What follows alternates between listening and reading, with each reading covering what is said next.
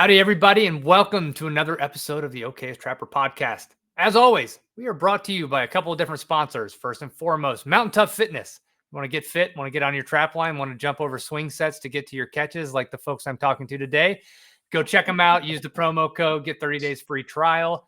Also brought to you by Trapline Beard Oil. If you have a beard and you want to smell fresh and not like castor oil or anything else like skunk floor, go get some Trapline Beard Oil, rub it in your beard. You'll be all the better for it. And lastly, Blokes Modern Men Health. If you're a middle-aged older male, such as myself, and you want to get in a little bit of better shape and you want to get your blood work done, you want to see where your levels are at from testosterone, whatever else you're looking at, go check them out, use the promo code, and get a nice discount. But my guests today are some of the most genuine people you could come across in the trapping world. Ironically, trapping not too far outside of New York City itself, which is mind-blowing in its own right. A mother and son duo who are consistently putting up great numbers of fur. Zac and Laura Gidney, welcome to the show. Thank you. Thank you for having us. Yeah, I've been pumped. And I know we were talking a little bit before we got on here. Normally, I start off with a very specific question, which I'm going to skip and make the second question now. Can you guys tell me a little bit? I'm going to give a little bit of a preamble, which is that when we talked earlier, you guys had just pulled up on like an animal control vehicle somewhere near one of your traps as you were out doing your checks today. Can you just give a little bit of an overview of what happened and a little bit of the chaos that ensued right before we hopped on? Yeah, so we came rolling into one of our last spots today, and it's gated off, and we just kind of glanced to the side as we were driving in because we have to do a loop around to get there. And there's the Humane Society vehicle and two police cars. So we looked at each other and we're like, oh no, what are we going to have to deal with? So Zac, now that he has his permit, is driving. I'm like, okay, step on it, kind of, get around there so we can see what's going on. And we roll up to them, putting our fox in a dog crate in the back of their Humane Society vehicle, and this woman walking out of this trail with our trap. And I was like, hopped out of the truck and was just like, we have permission to be here, and what you're doing right now is completely illegal. So. And what was the reaction? What was the reaction from her when you told her that? Was she pretty compliant? And were the she dropped the trap on the ground, good. Right then and there. So were you able to get the fox back, or was it a situation where, like, what kind of transpired after that? Because I know with two cop cars there, Humane Society, like, what was the explanation like? Like, hey, we're trappers, we're doing this legally. Yeah, you gotta just let it be. Yeah, it was just an explanation that, hey, we have permission to be here. And it turns out that the canine unit was walking their dog nearby, and their canine, the dog, saw the fox and went after the fox and almost got caught in the trap that was next to it. So the officers, not knowing exactly what to do, they were like, oh no, this poor animal in a trap. They called the Humane Society. So I'm glad we rolled up when we did. Because otherwise we would have come there and there would have been no fox and the trap would have been missing, and then that would have been a whole different scenario, calling an NCON officer to say, hey, our trap is gone and whatever. So, but we did get the fox back. They were not happy that we got our fox back. I will put it to you that way. They left their cage there, their dog crate, and we just put a catch pole around it, and after everybody left, then we did our thing. But for now, we took those two traps out of there, figuring that would probably be the safer of the options.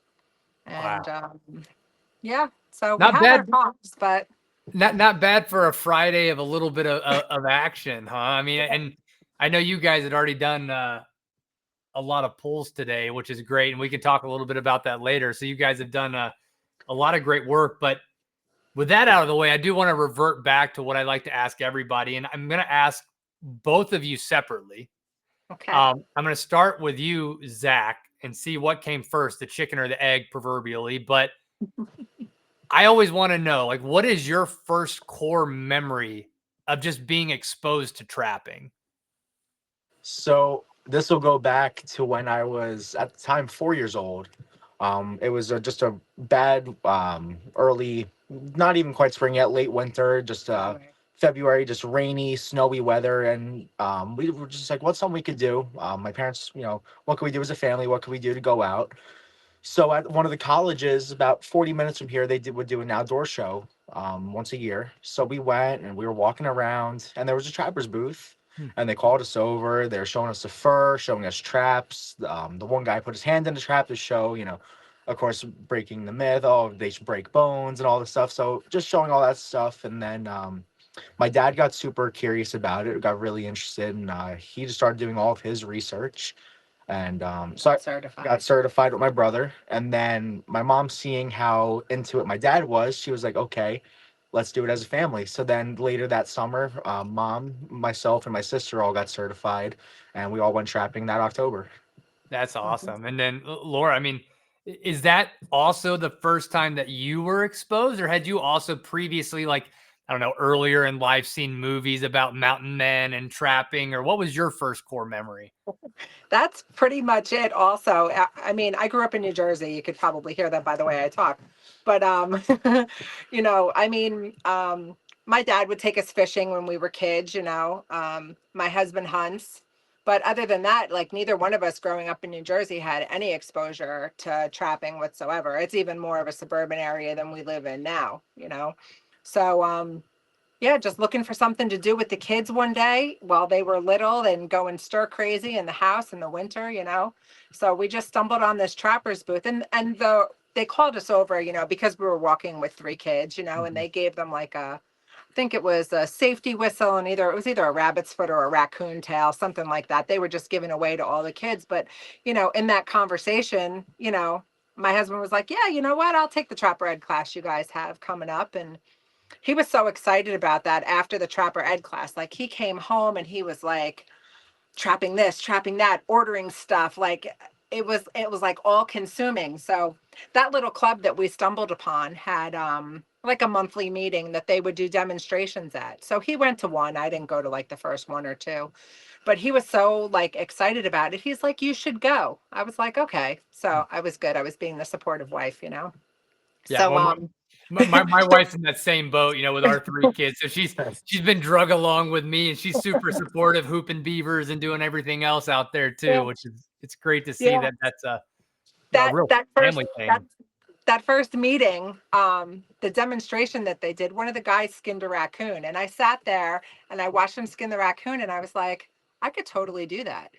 So from there on, that leads into me taking my Trapper Ed class with Zach and Maggie, my daughter. And then that October, all five of us went out trapping together. We had like two properties that we could trap, but that first season we caught like a handful of fox, a handful of raccoons, and I mean we were just like so excited about that. It was a lot of fun. And this was in New Jersey before you were in New York, right? No, this after we got married, we moved to New York. So this all like, since like 1998 we've lived in New York. But And, yeah, this was 2012 in okay. 2012.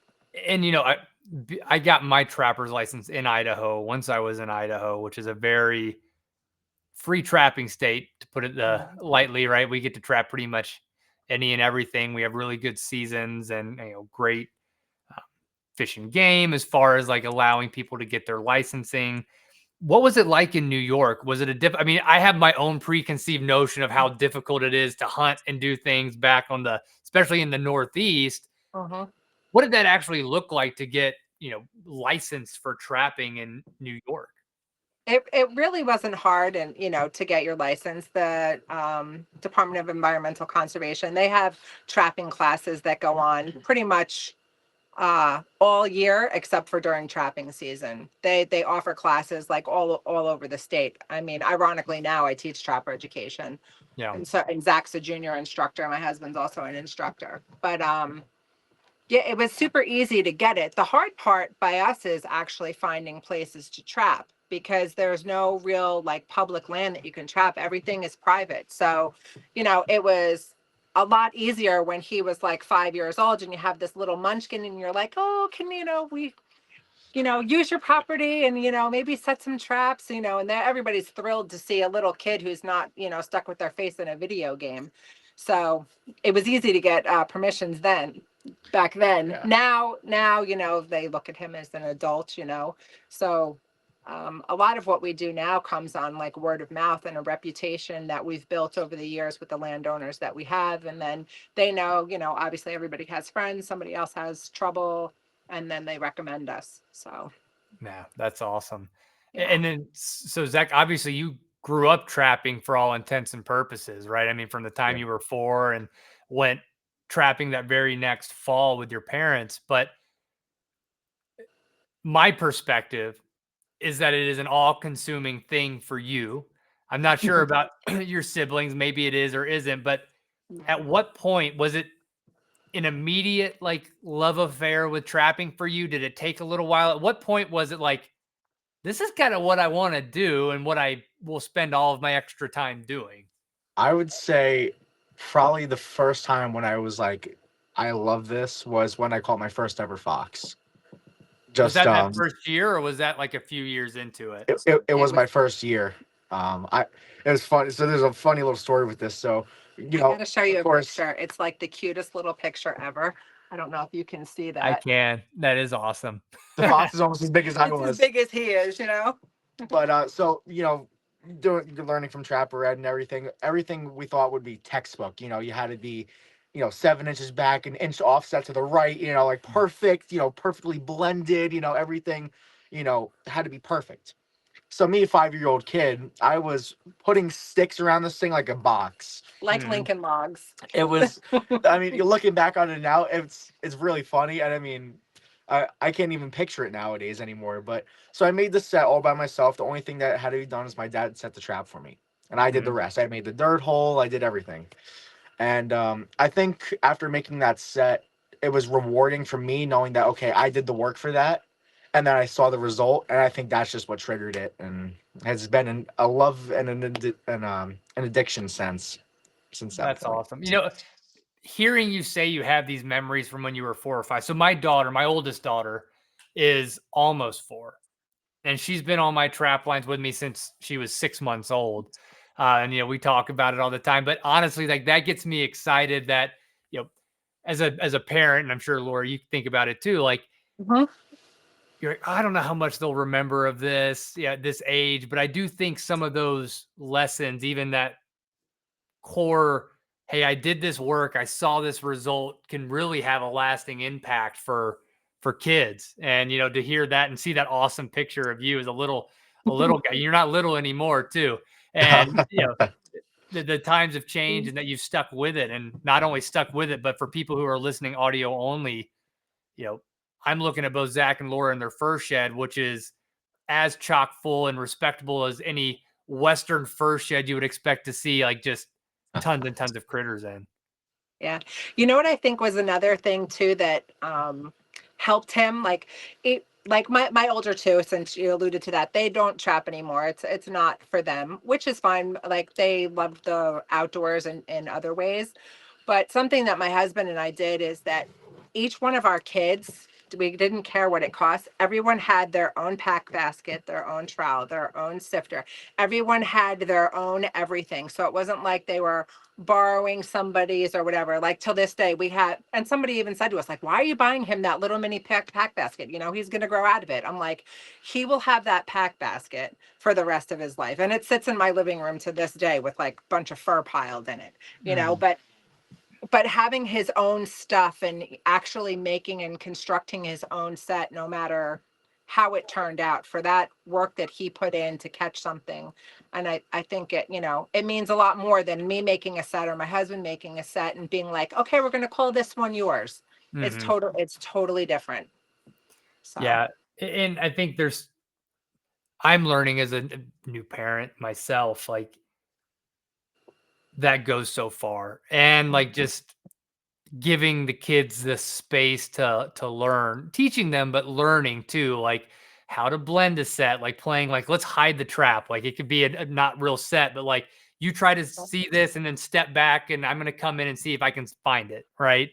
And doing those little games too, of just letting them do it. Because what I Yeah. have been surprised with, I didn't think I was going to have kids, but then eventually I did. And it's been the best thing that's ever happened to me in my life. Mm-hmm. How absolutely capable young kids are at 3, 4 years old. Like if you give them a little bit more like rope to, play with, they could do a whole lot of stuff out in the woods. Mm-hmm. They sure Yeah. can. I did the same thing when it came to fur handling too. We're Well, like, I want to okay, you hear caught that. this fox. You caught this fox. Okay, now we're gonna skin it. This is what you do. This is how you hold the knife. And like on Amazon or whatever, you can buy cut-proof gloves. Mhm. You can get a small one, whatever. And I would hold their hand. I wouldn't just let them go willy-nilly, crazy with a knife. But this is how you make an opening cut. This is how. So all my kids know how to skin flesh. They can do the paws on just about anything that they catch if they want to. So yeah, it all started when they were small. And two, even despite that, my siblings, don't really trap anymore. They have an appreciation for the outdoors, and they're also educated on the sport and why we do it. Mm-hmm. So that's it still goes a long way, even though they aren't out there with us doing it. That's awesome. And like the fur shed, let's talk about that. Because one of the things I like to ask everybody is, this being a podcast that's geared oftentimes towards newer trappers, but I actually want to start with you, Laura. So when you guys began trapping, and obviously you were kind of helping guiding all the kids on how to do like a cut into the fox and do these Mm-hmm. things, but what was the learning curve for you like in the fur shed? Do you remember like some of the biggest mistakes you made at the beginning? Well, you can see what we're in right now. This is actually only a 8 by 10 or 12, like regular garden shed that you would find in somebody's backyard.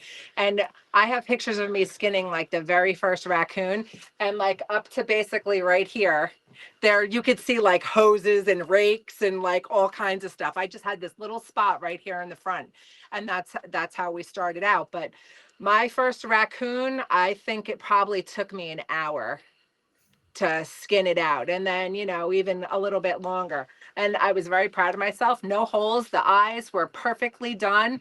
But I don't know.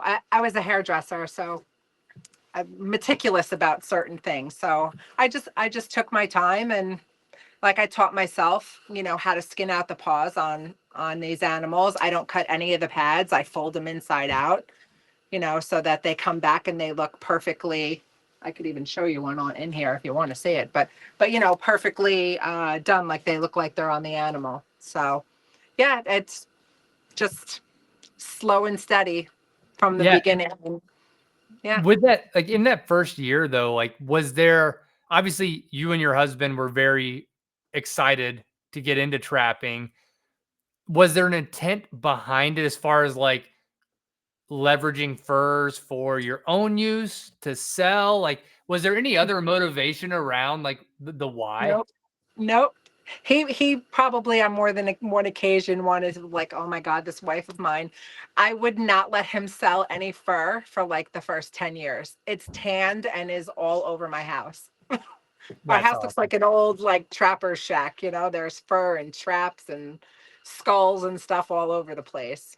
Yeah, it's hard So to part with that. I mean, I've talked to some people, like obviously I go to the fur markets, and last year was the first year that I actually sold a decent amount of fur, but it was more out of necessity than it was anything mhm. else, which was awesome to have that fallback when I needed it. Yeah. But man, like when you put all that work and that effort in, and you get it tanned, and they're just so cool. Yeah. It's so They're hard so to cool. part, like outside Hard of to part gifts with. for friends. It's a Hmm. difficult thing, which I don't think a lot of people understand. Yeah. Yeah. You put so much into it. It is hard to part with it. I mean, there are like this year, we trapped for this one family, and they asked us, they're like, can we have one of the fox? Because we want to have it mounted. Like, you guys trapped it at our place. Like, we want to have it, mounted and put in our house. So here we go. We trapped this fox, and here you go. We give it to the landowner. And we've given away plenty of pelts and earmuffs and, As all kinds of stuff as thank yous and stuff like that. So yeah, try and Yeah, keep a good especially when relationship. you're jockeying in the private land space too. I think that probably goes a long way in ensuring that you get access year over year as Mhm. well. Yeah. Yeah. And, it's funny, we always make sure to, if we see garbage when we're out there, or, like we treat their property like it's our own. We don't, litter or leave anything behind. And if we see something, we take it out with us. So it kind of, all those little things And then help. on the trap line side, Zach, again, similar question, but as you got older, let's say like you're now like in the 10, 11, 12 year range where you're more consistently setting your own sets, and then into like how old are you now? 15 or 16? 17. 17. 17 in July. Man, I feel like I just saw that on Facebook the other day that you're like 14. That's how long I've been following you guys. So it's crazy how time flies. But now that you're 17, like, do you remember some of the biggest mistakes that you made as a kid on your trap line that you think may have like caused, missed catches, things like that? Ooh, that's a good question. Big mistakes. I think one of the main things is, I guess, at a set, we like to block a lot. So I think maybe in that time I always left things kind of more open, which I guess is somewhat kind of traditional for most people. But when you see that dirt pattern, you see a lot of tracks that would just walk around the set, would work it from the side, wouldn't go in.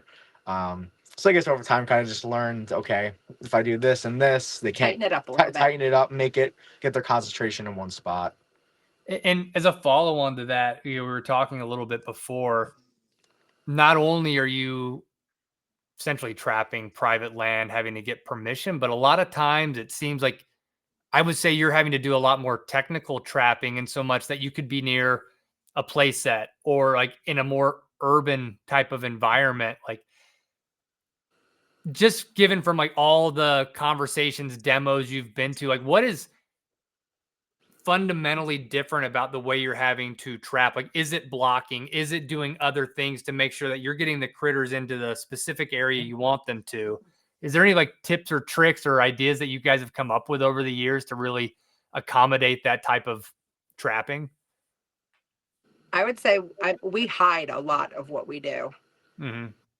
And that means like hiding the animal, like if this is where I need to catch it, I'm going to slide wire it over here to where nobody can see it, kind of a thing. And that's a lot because of where we're at. I mean, basically from any of our properties, you can see the back of somebody's house from where our set is, or you can see the main road, or you can see, different things. Or one thing we've talked about, and when we go to different shows and stuff, is in some regards and aspects, there's houses that act as blockages for where we're trapping. And it sounds crazy, but you'll have a whole row of houses, and then you have a wood line, and there's fences, and then you have a wood line down below that meets a creek. And that's one of our best properties.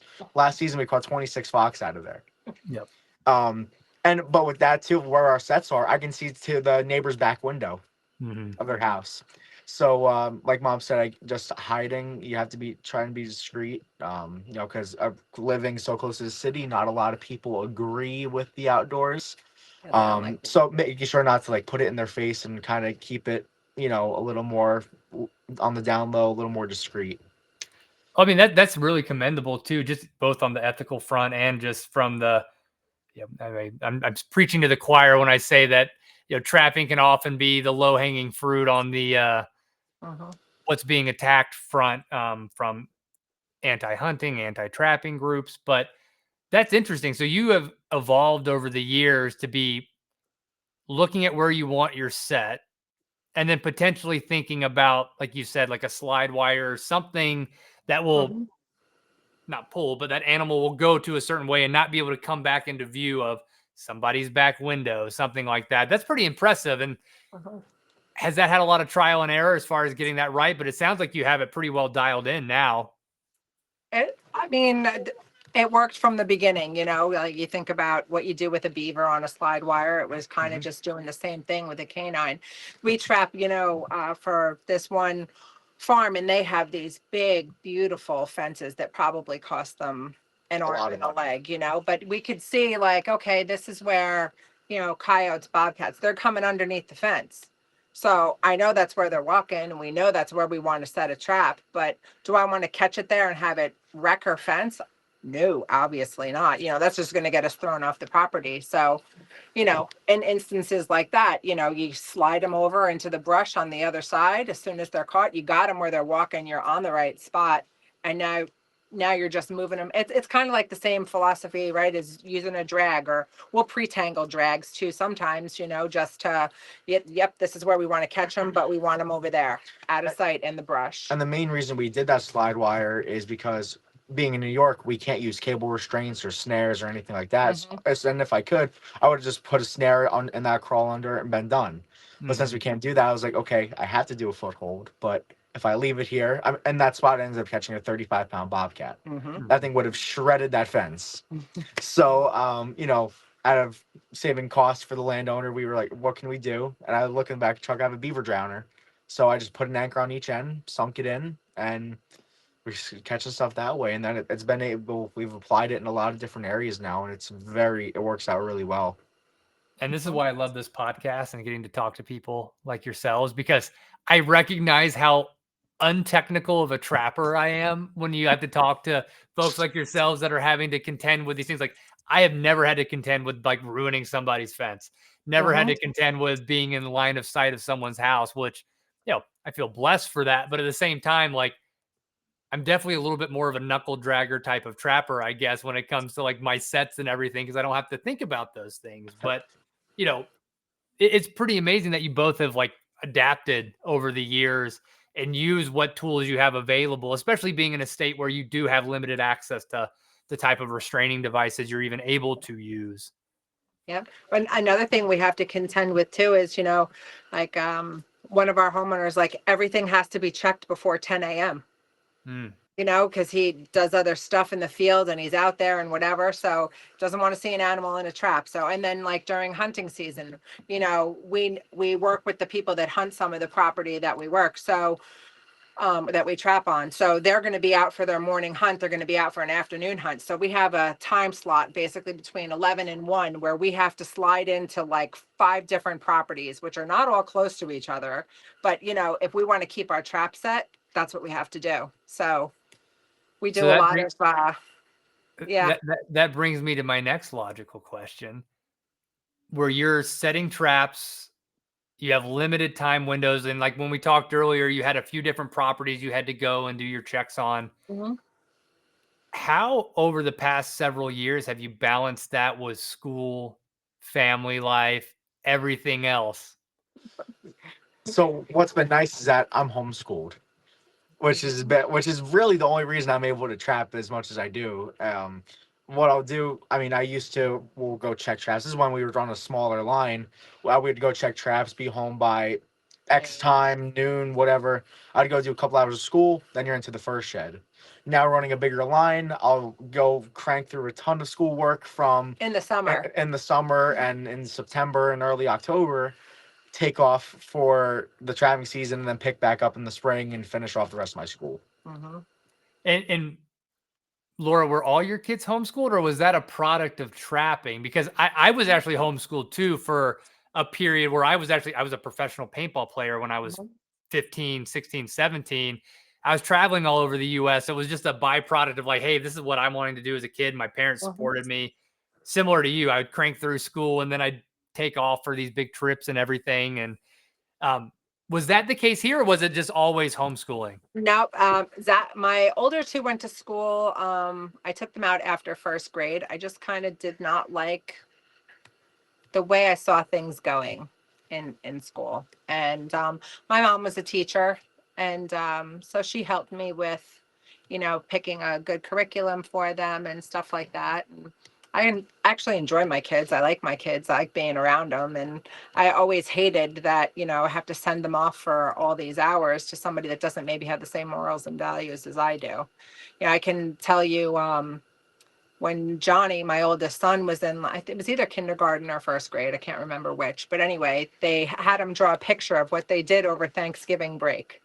So what does Johnny draw? He goes hunting with his father. So it's him and his dad with a gun, with a dead deer and blood and whatever. And I get a phone call from the teacher. He can't do this. I'm like, well, you asked him what he did. He's telling you what he did, but it wasn't like politically correct enough for them. So I was like, yeah, I just decided that, I could do it myself. Zach has never gone to school. He's Yeah. always been here at home, and he's almost done with his senior year. He was almost done with it, come September. So Yeah. Well, I want to get to asking what comes after that too. But before Mhm. then, I know, correct me if I'm wrong, but I think both of you attended the Fur Takers of America Trappers College this past year, right? Yes, we Yes. did. Yeah. We've I mean, we've actually I gone want to to run several. down because I mean, I talked to Paul, I've talked to other people that, go and teach, and, that's on my bucket list of things to attend. But give me the, TLDR, the too long didn't read. Like, what was the best parts of that experience from both of your perspectives and what you took away from it? That I mean, whenever you get to hang out with other trappers, it's always a great time. We know that from conventions and campfires and everything. And Trappers College was just so much fun. The people that you meet, that was great. They put us in the group with EJ Kelly and Bob Bob Shepard, Shepard, Gary Charlie Jepson. Sykes, Gary Oh, wow. Jepson. So that in and of itself, being around these guys was just great. And it was great to, my thing is, as much education as you possibly can, soak it all in, because you never know what that one little tweak that somebody else does is going to just be such a huge game changer for you. I say all the time, like, Zach and I can walk into the same place, but we don't look at it the same because we're two different people, right? Mhm. So to be able to get into the mind of the other trappers that were in our class with us or our instructors, and then, when you're at college too, you visit with every group instructor too. So to be in the mind of all of these, 20 plus yeah, instructors. 20 plus instructors with, crazy amounts of years of experience was, I mean, it was just great. I don't think I did one thing that I would normally do on my trap line while I was at Trappers College, Hmm. which was great. What about you, Zach? I would say similar to mom, just the camaraderie of being, we were two of 57 students that were there at the college. So you have, and all those that are learning there, it's cool to see like the joy of everybody. Like there's people from, Yeah, people that have never peop- touched a trap yeah. before. So there's one guy from Hawaii that was there, Oh, and wow. he was catching possums, and he was like so excited over the mood because they don't have them there. So I think one of the coolest things about college was seeing the success and the happiness of all the other fellow students. Being able to, like mom said, get in the minds and learn from so many instructors. Because if you just look at one example, Gary Jepson, he's been trapping for 73 years. So think of the wealth of knowledge that comes from him alone, not including EJ, who was in our group. He's been trapping for over 40 years, and the list goes on. So I think also just the different perspectives on how they look at things too. A lot of them being from the Midwest and in the West, what they do is pretty different sometimes. They have a lot of different weather conditions, whether it's colder or warmer, drier. EJ told us, he said over the summer they had 9% humidity in Wyoming. He's like, you could feel the moisture being taken out of your eyes because of how dry it was. And then us, on the Mhm. other hand, we have 95% humidity and 85 degrees. Yeah, So, it rains all the time. so just learning how they do things so differently and how they're able to adapt with their conditions, and um, it's just really cool to see so many different perspectives that we can tailor to what we can do here in New York and be able to apply it on our line and have success with it. Mhm. Well, I got to ask too, since you brought it up, Laura. You said you pretty much trapped unlike you do at home because you were getting Mhm. all these different perspectives. And like, was there anything that stuck out to you particularly that you did differently there that you've actually applied back in New York? I don't know that I've made a set that I did at Trappers College yet. I kind of just go, I I mean, I came home and did like a lot of what I already know. I changed up some bait and lure this year. I did that, which is, you know, Working. working. Um, I've used the same combination of stuff for many years, and it has done well, but I've tweaked a little bit here or there, and our numbers are higher this year. So that's good.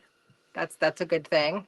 But I mean, here where we are, we make a lot of We make a lot of dirt hole sets, some flat sets, some trench sets. We'll do some pipe sets too because we have a lot of rock in the ground. You can't always get a decent dirt hole.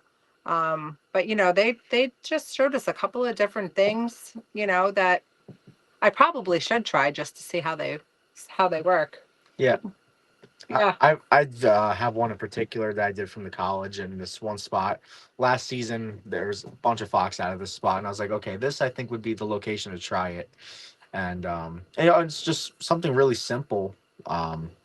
It's just basically I just have urine there, more or less. Urine, there's turds and all that stuff. It's just a really random set, but it's pulled 7, 8 fox now out of this one set. And the foot. yeah, yeah, that's right. It's not just turds. There's a fox foot that I have. It's on like a little cable stake and anchored. It's anchored in the ground, and then Yeah. traps bedded in front of it. And from the foxes there, I put the turds and all this stuff and freshen it up with urine and whatever. And that was one thing that we learned there. Yeah, and the fox foot. And I've heard a lot of guys even put them down a hole. Pennsylvania put them down a dirt hole because of all the glands in the pads. Yeah. So I tried that, and I mean it's been working great. So again, that's just something I never thought to do before, and I thought, well, might as well give it a try. Keep an open mind. You never stop learning. So yeah, that was like with Paul. I saw like his rawhide set of drilling through the rawhide, staking that down for the wolf sets when they're just tugging and pulling on it, and similar. Like I never thought of it, but you get exposed, you educate yourself, you give it a whirl. Sometimes it works, sometimes it doesn't, but for me, it did. It sounds like it did for you too, which is awesome. Yeah. And you've both also have, at least again, from my perspective, just digitally, are also going to a lot of shows, demos, conventions. Like, has that just become a part of being immersed in the culture that you go to all of these different things? Or is it really just a seeking out of more knowledge as you continue to grow your trapping? It's a little bit of both. It's a little bit about seeing your friends too, We've been asked to go to a few places, and do demonstrations. Like we go to the fur takers now just because I'm the treasurer, so I have to be there for those duties. So that's what, something that we added. The NTA, we always go to that as long as it's, relatively close to the house. But pretty much we stay kind of hang here in the Northeast. I think the furthest we went last year was Michigan. Right, Mescanaba. I think so. Yeah, we went up there, so that was a lot of fun. Well, Zach, with you coming up on the end of your high school education, what's next for you? So I was trying to think of something that I can do because, of course, being now trapping is part of my life. I love it. Do it for 4 months, 5 months out of the year. I was thinking of something I could do that's somewhat seasonal so I can still pursue trapping and be able to do it as a hobby or turn it into a business maybe eventually. So I'm going to end up doing power washing. Nice. So that's something I can do spring, summer, early fall, and then I can transition into the trapping season. And what I'm also wanted to do nuisance wildlife control because there's a lot of that here, whether it's raccoons in attics or groundhogs, squirrels, all that stuff. And we don't really have a lot of businesses like that around here. So yeah, just wanted to have something where I could still trap and be with mom, making memories always. That's awesome. I mean, and then one thing that I've just become not open to, but had the opportunity to do is travel and trap, right? I've always been where I'm at. That's just like where I live. It's where I'm trapping. But, I think as you meet people, you get the opportunity to say, hey, come out on my trap line, come here, whether that's me going to Wyoming or Arizona or wherever. Have you had a chance to go like further west? We haven't gone far. We've had the offer to go to some other places, but with him in school and stuff, it's, and having, a husband and 2 other kids, it's hard to just be like, oh, hey, I'm going to leave you for a month or whatever, So probably down the line, we'll think more about that or maybe accept some of those offers. But Well, yeah, let me we've ask it this way. Do you have any like bucket list critters that you can't target in New sure York like or New Jersey a, that you would like to be or have the opportunity to go toe to toe with somewhere else? a badger, a wolf for starters, both of those. Yeah. Yeah. Yeah. No. Just any, I mean, we've caught everything that you can catch in New York aside from a pine marten because we don't have them here. So a pine marten I think would be probably pretty cool, to go upstate sometime and set for those. Um, but other than that, do you have anything on? Lynx has been one of Oh yeah, my. lynx. I want to catch a lynx so bad. They're so cool. Those big Yeah. paws and everything. Everything about them is just so neat. With the like Yeah. cool tufts of hair and everything and those fat Yeah. pads. Yeah, they're pretty cool. And like Mom said, wolves and Badgers. badgers, all that stuff. All that stuff, more Wolverine. Midwest to West and everything that Mhm. we can't get here. That'd all be pretty cool. Well, I'm sure, like you said, you have plenty of offers, but I'll put it out there as well. You guys are always welcome in Atlanta, Idaho, to go out on the Wolf Line or anywhere else you want to come out this way. Very So, cool. standing Appreciate offer that. whenever you're done and in between power washing and whatever else you got going on, you're welcome out this way too. Thank you. Thank you. Laura, Yes. I talk a lot about new trappers, but just coming from a parent who, from my perspective, again, has done a great job raising kids who have a respect for the outdoors. And obviously there's the spectrum of your kids on how much they've fallen in love with trapping. But like for parents who themselves are interested in trapping or who have kids what's the best advice you can give them to get started? To just go out and do it and take them with you. I mean, there were people who rode along with us when at the time when all five of us trapped. So my husband would be at work during the week and I'm dragging three kids and maybe one or two of their friends along.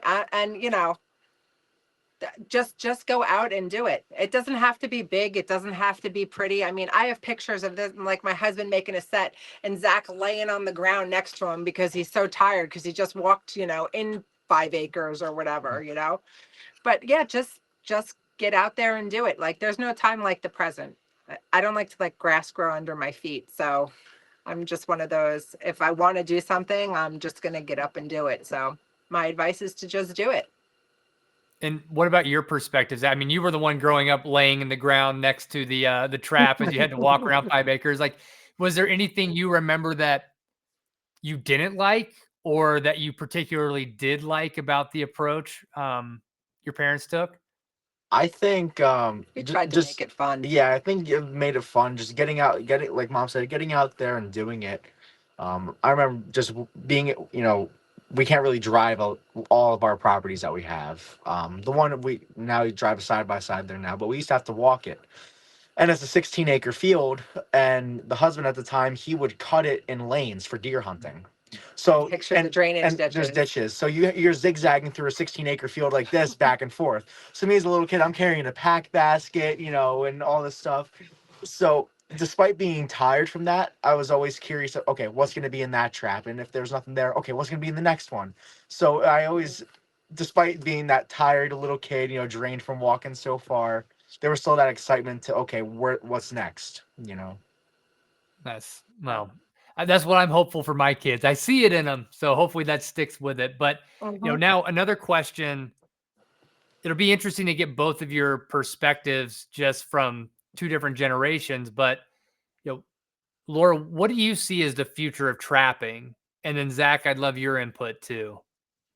I mean, I hope it stays the way that it is. I don't know. Like we talked about before, we're kind of low hanging fruit. So I would say to everyone who can, to get involved, be involved and support your organizations, the ones that are really out there doing the fighting to keep our rights as trappers. That's one thing. I mean, I do see nuisance work being, something that gets probably bigger, especially if they start, taking away any of our rights as far as, recreational, we'll call it recreational, trapping goes. So, Yeah. but I would say, be involved as much as you can with the, state and national organizations and support and, show up and and do the right thing, as much as you can. Yeah. What about you, Zach? I'd say teaching the younger generation. Yeah, Um, that's good too. one big thing is if after this was NTA in 2022, I was asked to do a demo in the kids' cave in Lima, Ohio, and then when we were just in Michigan this year, they had me do a little area, just teaching the kids, even if they don't get nose deep in it and don't have a deep passion for it, they're not constantly doing it, at least letting them be educated, so that way when things do maybe go downhill with trapping where there's more fights, they're still educated and are able to help fight those battles and try and help keep trapping alive.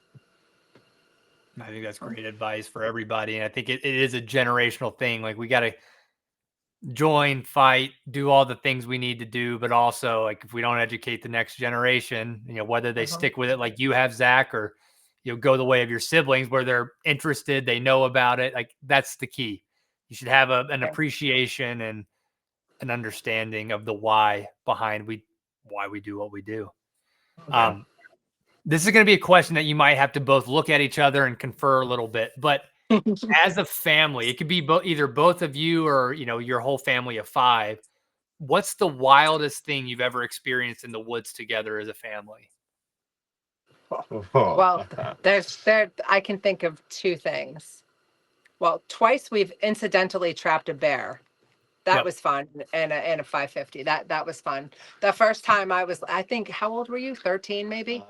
Yes, that was. I think he was 13. I was either 13 or 14 with the first bear that we caught, and so there's a funny thing with that too. So we had our one friend riding along with us that day, and so we're driving in the truck, and he just kept saying things. He's like, "Have you caught many doubles this year on Fox?" And we're like, "No, not really." The next place we rolled next stop, into, next stop was a double. And we were like, "Okay, that's funny coincidence." So we get that taken care of. We get remade. We're going down the road, and he's like, what's been like your guys' craziest catch? And so rewind a week behind, I was trapping beaver, and I had 330s set in a culvert for beaver on either end. So I checked my side, nothing. Mom's like, I see it, 330s kicked out. I see there's something in it. It was rainy, so the water was really cloudy, muddied up. Couldn't see a thing. So I go down and I'm like, that's interesting. So I see like this, almost like a shadow, and it's like, it looked like an otter tail kind of. It just went wide and narrowed out at the bottom. It's like, oh, cool, maybe I got an otter. So I pick it up, and I had a bobcat and a muskrat in the 330 At the same time. at the same time. So when I skinned the muskrat, the skull was crushed. My phone's. Oh yeah, your phone's there. But What so date was it? I'll find it. December 26th, 2021. I will find the photo. Let's see. But so what happened is the muskrat, when I skinned him, his skull was crushed. So I think the bobcat jumped in for the muskrat and just momentum took him into it, or he was trying to get out and went through it. I don't know what it was. That's wild. But so that's probably, so we tell him that, and he's like, okay, that's pretty crazy. So then we get My a phone phone call, rings like 2 seconds later. and it's the landowner at the one farm. And they're like, hey, Jim just went up on the pipeline, and you have a bear. And we're like, what? And he's like, yeah, you have a bear up there. What you guys gonna do? We're like, well, let's go see what's going on there.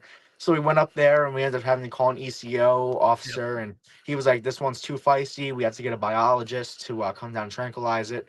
So long story short, it ended up being almost a 6-hour ordeal out on this thing. By the time the biologist was able to go and get the drugs for the tranquilizer and then drive all the way down to us.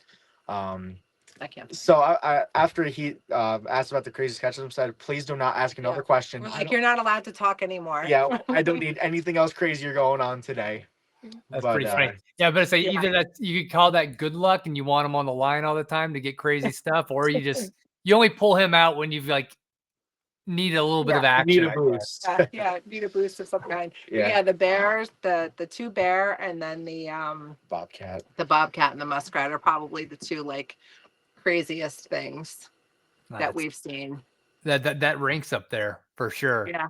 And you think about it, it's a bobcat and a 330 in the water. It just it doesn't make sense. Yeah. And so we I FaceTime my dad. That's what I always do whenever I catch either a bobcat, an otter, or when I've caught a fisher. I always FaceTime my dad. So I'm on the phone with him. I'm showing it to him. He's like, okay, you need to call somebody reputable in the trapping community so that way everybody 'Cause doesn't no think this one's is gonna fake. believe you. So we FaceTime Mark Zager. And I was like, you're not going to believe this. He's like, okay, so what I want you to do is I want you to take them out of there, reset that trap, and then go buy a lottery ticket because that is never going to happen again in your life. Yeah. But yeah, that was just a great memory. Well, that's cool. Yeah. So one thing I like to end on to hypothetical, and this one's going to be specifically for you, Zach. You have to choose, and they're never easy hypotheticals either. So now that you have your license now, or do you have your permit? What is it? Permit right Okay, now. well, almost licensed. So Yeah. here's the hypothetical. Would you rather give up getting your license and not being able to drive yourself for the rest of your life, but know that you could trap until you're 90? Or you could go ahead and get your license and wheels, but you have to stop trapping when you reach 30 years old. Which would you choose? The first one. Trap till you're 90? Yeah. Just hobble out in the field, you know? I'll ride a bicycle if I have to. I'll do it. That's fair. Well, we're coming up on an hour, but Zach, Laura, this is every bit as awesome as I was expecting it to be. And I appreciate both of you taking time to spend an hour the day after Thanksgiving, a day after already checking your lines and having an exciting day to just sit and chat with me. So I really appreciate it. Yeah, we appreciate you having us. Thank you so much. Thank you. Yeah. Is there anything that you guys are doing or anywhere that people listening, especially like new trappers who might not be as in the know as far as, the trapping community, Facebook, Instagram, all of that, where they can kind of find out a little bit more about what you're doing or any upcoming conventions next year you'll be at? We'll definitely be at Pennsylvania, the FTA, most likely the NTA. We're always in New York.